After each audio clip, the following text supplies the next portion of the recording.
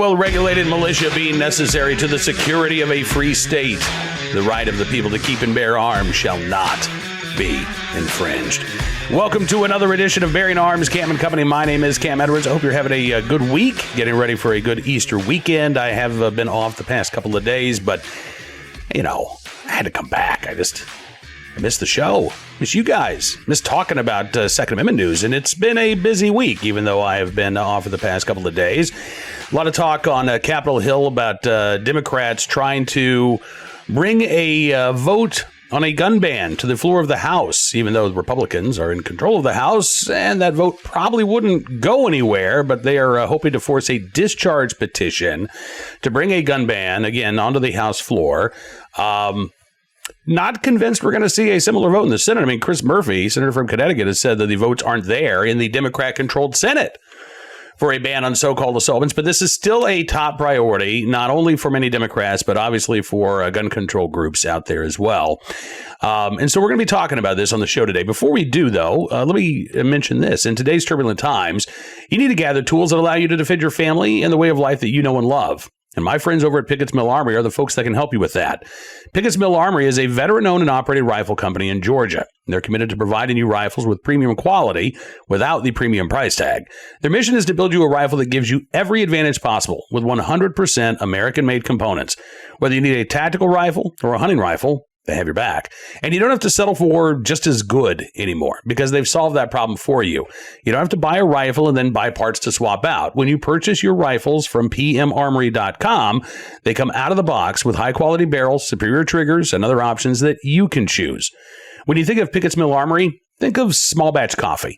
They're not going to compromise their standards to turn out thousands of rifles every month like many of the other companies out there. So head over to pmarmory.com to find the tools you need to defend your family right now. That's pmarmory.com. And since we're talking about those scary black rifles today, I thought who better to talk about this issue than the founder of Pickett's Mill Armory, Dan Waldron. And I'm very pleased that Dan agreed to come on the show. I got to tell you, this is not coming from the sales team. I reached out to Dan. I said, Dan, can you come on the show and talk about this? Because I think Dan's got a really interesting background in both military and law enforcement. And I think his perspective is important when we hear Democratic politicians, anti-gun activists proclaim nobody needs these guns when we're talking about the most commonly sold rifle in the country. So we're going to talk about this with Dan Waldron of Pickett's Mill Armory. Take a look and a listen. Dan, thanks so much for coming on the program, sir. It's great to have you here today. Oh, man, it's great to be here. I appreciate you reaching out. Absolutely. So let's talk a little bit about what's going on right now. There is this huge push from Joe Biden on down to ban modern sporting rifles, looking at, state level bans in Washington state likely to pass. You've got court challenges going on in Illinois and a lot of other states. And in Congress, again, Democrats are trying to bring a gun ban to the floor of the House. I don't know if they're going to be successful, and I certainly don't think it's going to pass with Republicans in control. But, I'm curious, Dan. You hear all of the demonization about AR-style rifles. And what is your response? As somebody with a background in military and law enforcement, when you hear that Dan, you're one of the few people in this country that Democrats say should be able to own an AR. Yeah, I know. What's your reaction to all of this? Well, it's crazy, first of all, right? The most common firearm in use in the United States right now, and that's something that they want to look at trying to ban. I always have to go back to the practical side where I think if we follow the law, it's a non-starter. And I really think that a lot of this is a feel-good move for the president and the Democratic Party. But, I think several years ago, people did not think that Obama was going to get as far as he did. So I always have that concern in the back of my mind when these issues come up. Well, I think you're right. And you go back, to the Obama era, and we laugh and we talk about Obama was the firearms salesman of the year, maybe not if not the decade, right? Gun sales just soared because, look, I think that's actually a fairly common sense reaction, right? When we're told, hey, we're going to ban this item, A lot of us say, okay, well, we're going to go buy one, right? And not as a short-term rental, but if you want to take this from me, well, I'm gonna go out and buy one, either because I want to make a political point, or because now all of a sudden you've interested me in these firearms, and I start looking and I say, you know what, this is going to be a good option for me. What has the industry been like over the past couple of years? Obviously, we know what it was like during Obama, and in 2020, I call it the great gun run of 2020, when it seemed like everybody, certainly a lot of people in my friend circle who weren't gun owners, decided, you know what, I'm going to become a gun owner this year. What has this been like the past couple of years, as far as just your business and the industry's response to these threats? It's been varied. Right after, it's actually really interesting if you like the business aspect. The lead up to COVID, all of these different companies had certain allotments that they were making. They were making sure that they had certain stock amounts, and then as soon as the COVID rush started and everybody had money, nobody had any parts or anything on the shelves. You had manufacturers that could not meet quotas. They could not meet purchase orders. And that was, I think 2020 was probably worse than the lead up to Hillary and Donald Trump and the Obama years. I think that one spurt lasted a year. Yeah. And it was absolute insanity. Yeah, no, you're right. I mean, and it was gun makers like yourself. It was ammo companies. All of a sudden, we burned through. I think I was talking to I think it was one of the guys from Hornady, and they said they went through about, I think it was like almost a year's worth of ammo supply in about 6 weeks. I mean, it was just people were just buying up everything. Have things started to kind of return to some semblance of normality on the business side?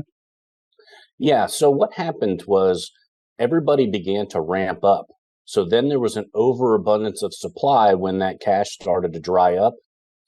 And then we went through that span where you could go online and find rifles for $400, Mm-hmm. And unfortunately, when a lot of these companies do that sort of thing, it's looking around the warehouse and putting things together with the remaining parts that they have. And, but it's definitely slowed down quite a bit. And I think we're falling back into the standard supply and demand that we experienced prior to 2020. I think you're right. I took a look at the latest NICS numbers from National Shooting Sports Foundation earlier this week. And, I got to say, if this is the new normal, quote unquote, it's a pretty good normal, right? I think 44 straight months of 1 million plus firearm sales across the country. And this is something, again, that anti-gun activists, I don't think they can recognize this, that there are tens of millions of Americans who embrace our right to keep and bear arms. Not because we love our guns more than we love our children, not because we don't care about violent crime, because we do care about our kids. We care about our families. We care about our communities. We want the people that we love to be safe and protected. Yeah, it's actually funny. I'm pro-choice.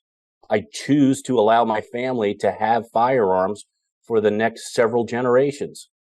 And if we don't step forward and continue the fight and all of those sorts of things, then it's all for naught. And it's like we spoke about the other day, where it may not necessarily be about you and I, but it's about my grandchildren and their grandchildren to be able to choose for themselves. And that's why I think a lot of this is so important.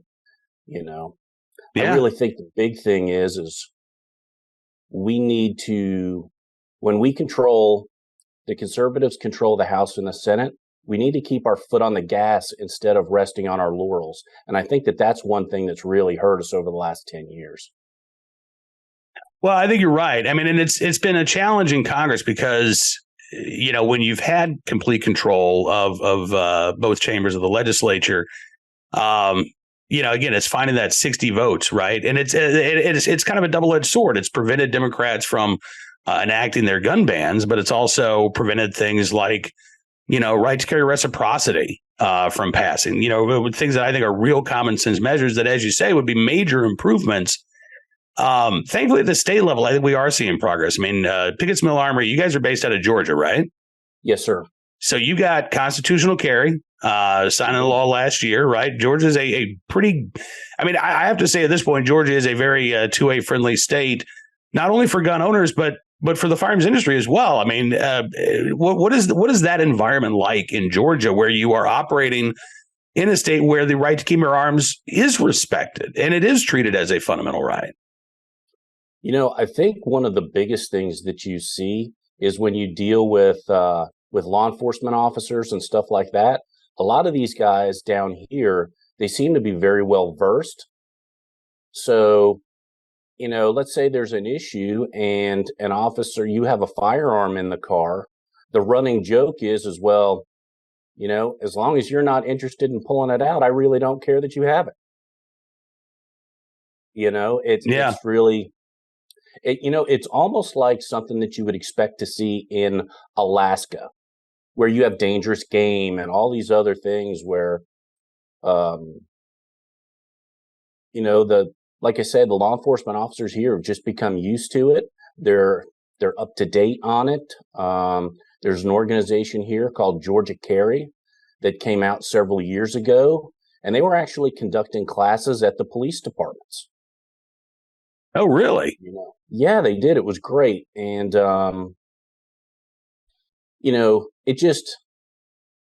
it just reinforced what the officers knew.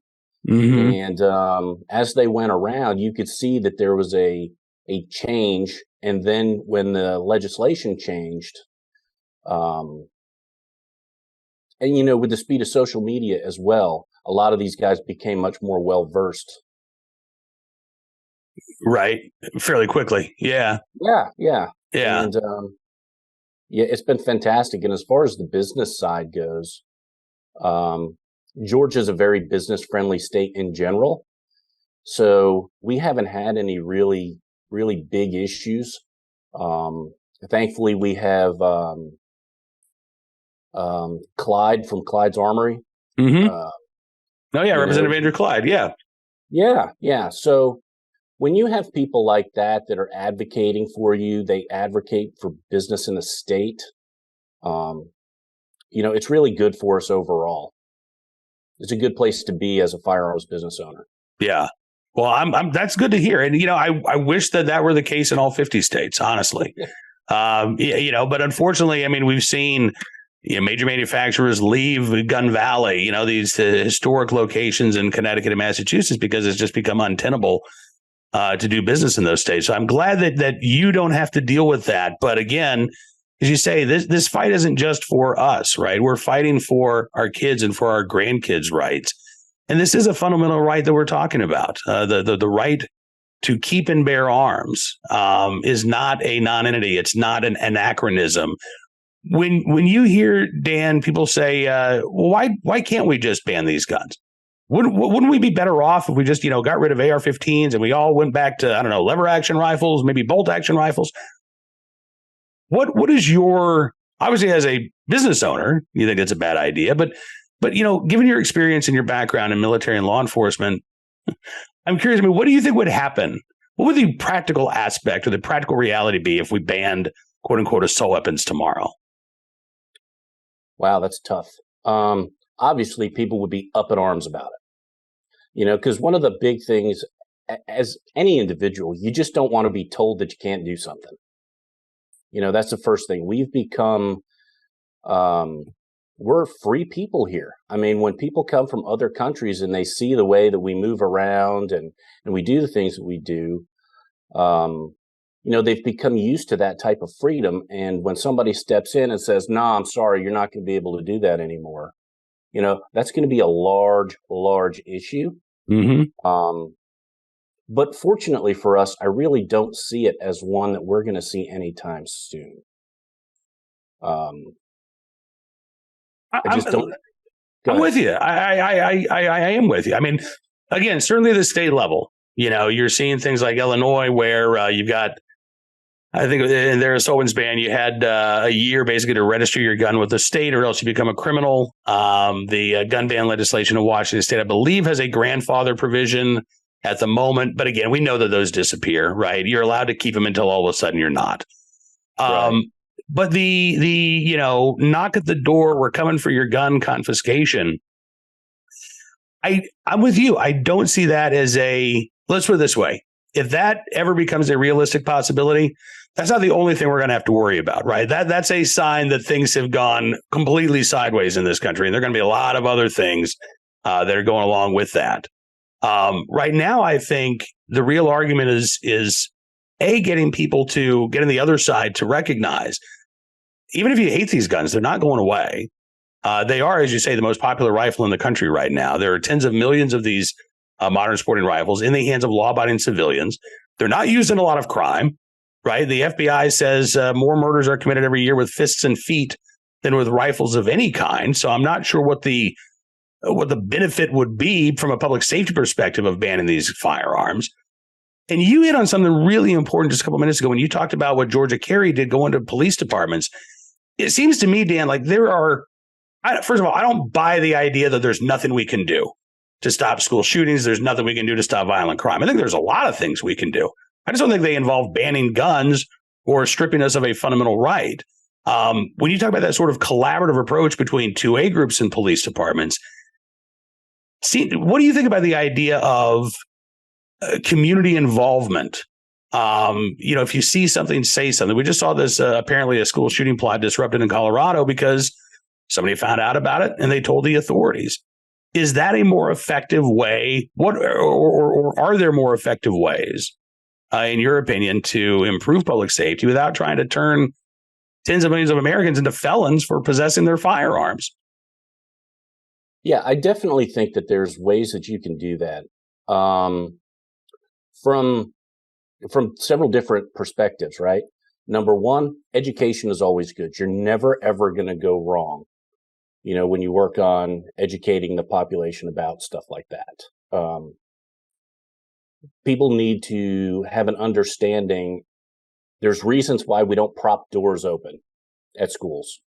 Okay.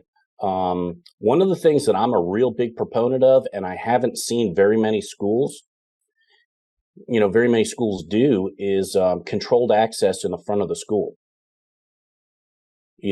If you think about it, if the school is controlled access all the way around the perimeter, they're not going to have any real issues. If you try and come in the front door of one of those schools and it's basically you'd come in the door, there'd be a vestibule there with somebody at a window that's actually got to let you in. Mm-hmm. That buys an incredible amount of time. If you know anything about breaching doors and breaching windows and, that type of heavy gauge glass, it is going to take an exceptionally long time. You could have all the kids locked down in no time, just like they did in Nashville. Nashville, that school, they didn't have a whole lot of warning, but those hallways were a ghost town. Yeah. When you could see the video. Yeah. But I think when you get together, I think the big thing is, people have to be receptive. Okay.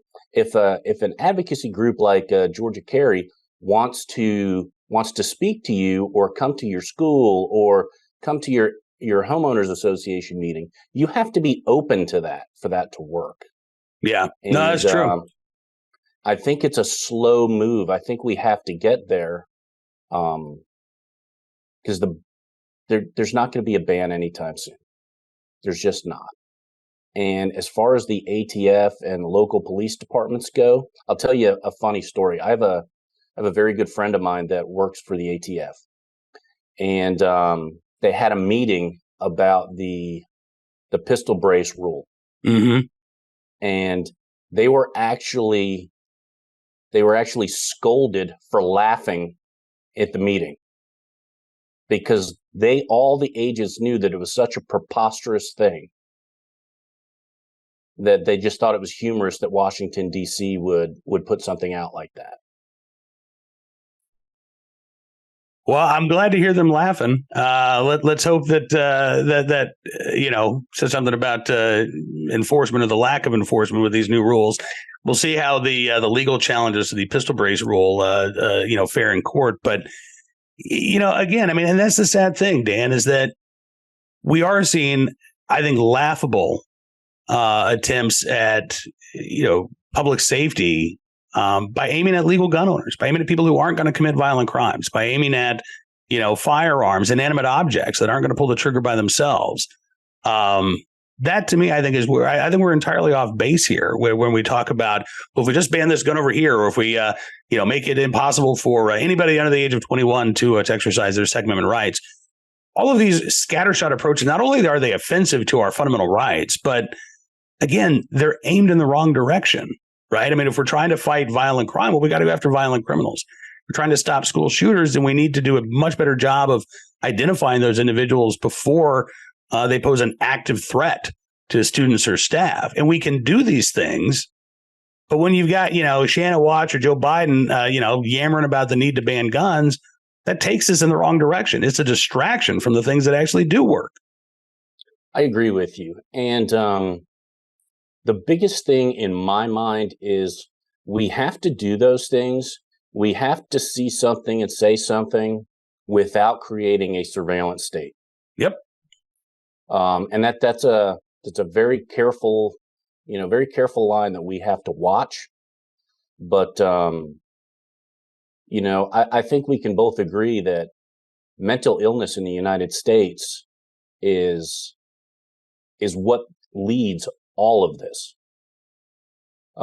There are people that have political ideation that, pushes them that way. But the reality is these people are mentally ill, and they are not identified.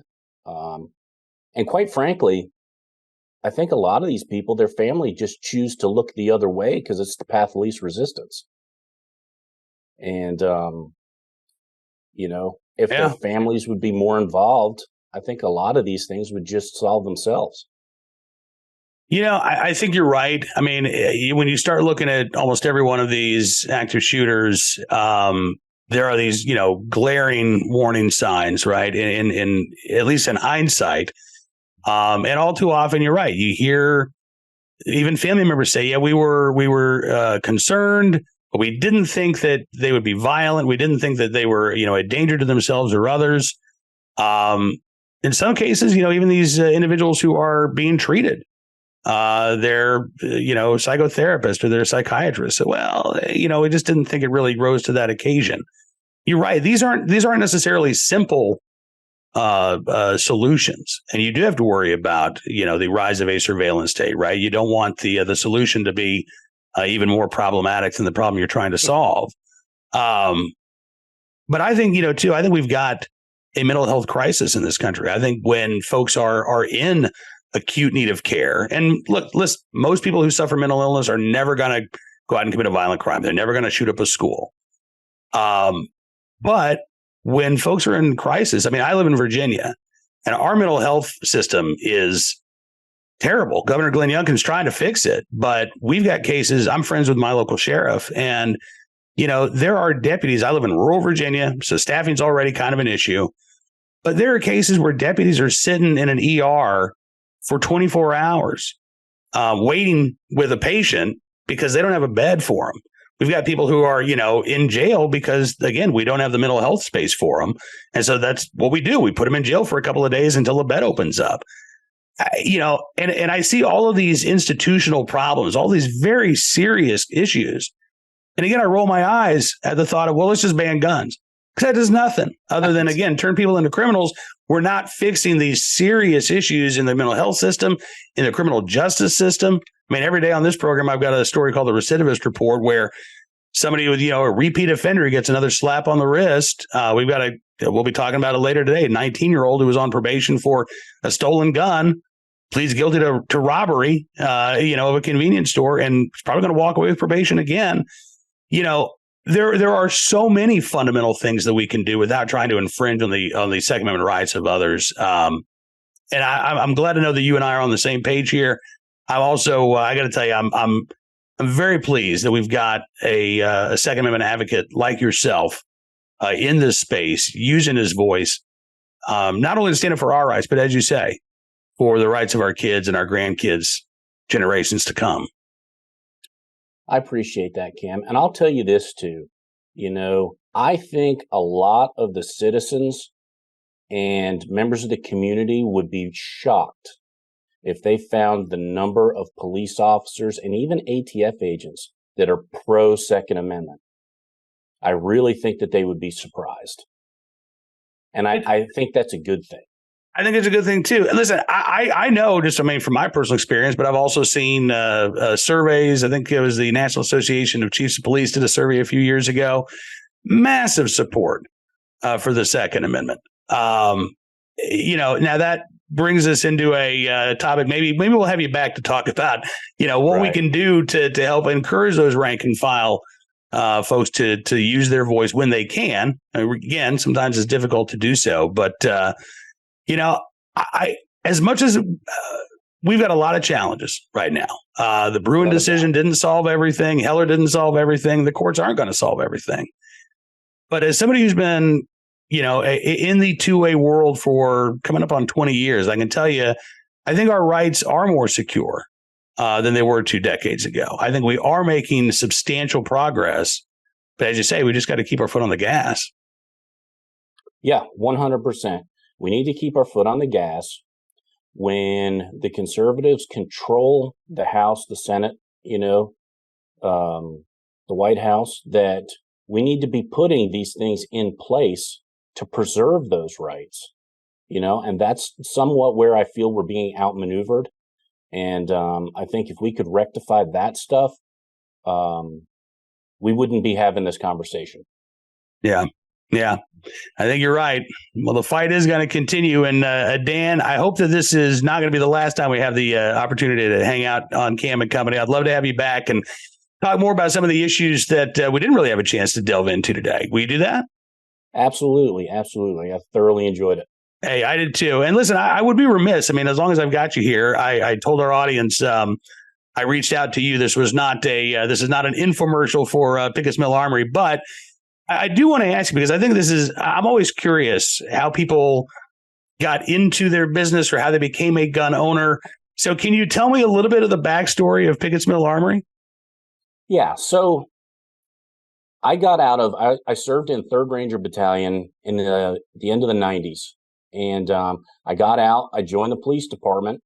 There was 5 other guys from my unit that joined the same department. Oh, wow. Yeah, within the same year. So I came up to the metro Atlanta area and started to work.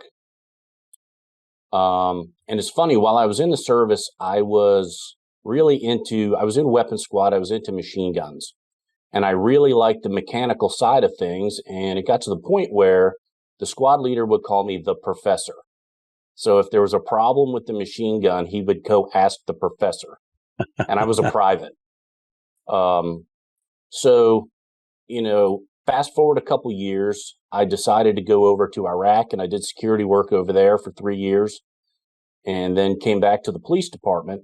And I had some things go on in my life, and a lot of people know that police officers work side jobs. And I'm sitting at this side job at 9:00 at night thinking there's got to be a smarter way to do this. And I'll tell you, Cam, the next day, I had a friend reach out to me and he says, "Hey, what do you think about selling some gun parts? For some extra pocket money." I said, "Yeah, that's fine." And I saw some of the pricing and whatnot. So I started to sell them. And then I went out and I sold my car so I could buy inventory. So wow. I sold my car. I bought inventory and I started to roll. And then I just stayed ahead of the market. And this actually all happened during the aftermath of Sandy Hook, which is horrible. Yeah. But the funny part was I did not realize that the wave that I was seeing was due to Sandy Hook. Because I wasn't associated with the firearms industry at that point. Right. And it took off, and then At one point, we were the number one seller of rifle barrels on Amazon. Wow. And then Amazon took us off. Yeah. I was going to say, I remember those days back when you could still get parts on Amazon. Yeah. That's amazing. And here you are a decade later, Pickett Mill Armory, still going strong. Yep. We're still plugging away. Well, turning out great rifles for people. Absolutely. 100% American-made components, right? You betcha. I love to hear that. Well, again, pmarmory.com is the website. Dan Waldron is the guy behind PM Armory. And Dan, again, thank you so much for spending some time with us today. And I hope we do get a chance to pick up the conversation again very soon. It was my pleasure. And like I said, I thoroughly enjoyed it, and I appreciate your time. Again, I really appreciate Dan spending some time with us today, and I do encourage you to check out pmarmory.com. Let's turn our attention now to today's Armed Citizen story, our good deed of the day, and our recidivist report. We'll start there with a case out of Ohio where police say a 19-year-old man caught with a loaded rifle while he was on probation has pleaded guilty to the robbery of a Speedway convenience store. Dracara Hines of Strongville, Ohio, ended up taking a guilty plea to reduce charges of robbery as well as improper handling of a firearm in a motor vehicle. Now, the robbery occurred last August. There was a traffic stop a month later, back on September 11th, when police discovered Hines in the car with possession of a loaded rifle. He was arrested and taken to the Medina County Jail. He was on probation at the time for theft of a firearm. Yeah, in September of 2021. Also had previously been arrested for a series of thefts from cars in November of 2021. Police say he has prior arrests for drug offenses as well. But what's really disturbing here is that you've got a guy who 2 years ago was found in possession of a stolen firearm. Arrested for the theft of a firearm, right? And what happened to Mr. Hines? A slap on the wrist. Probation. Then when he was caught again in possession of a firearm, this one doesn't say whether or not it was stolen, whether or not it was legally purchased. Doesn't sound like he was eligible to legally purchase it. Once again, charges are reduced. Another slap on the wrist. And this time around, the 19-year-old, again, pleads guilty to reduced charges. We don't know actually what his sentence is, so I'm guessing that the sentencing date has not taken place yet.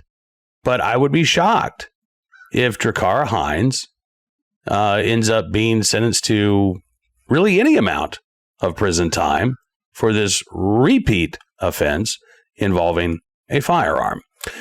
Today's Armed Citizen story from South Carolina, where a judge has ruled that a man acted in self-defense when he shot and killed his attacker in Surfside Beach.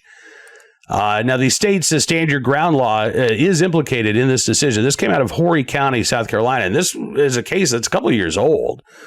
Anijah Robert Yarnell is the individual who originally was charged in this shooting, but a court has granted a motion for immunity, deciding that Yarnell acted in self-defense when he shot and killed Michael Pennington III in a parking lot of the Maddington Place apartments.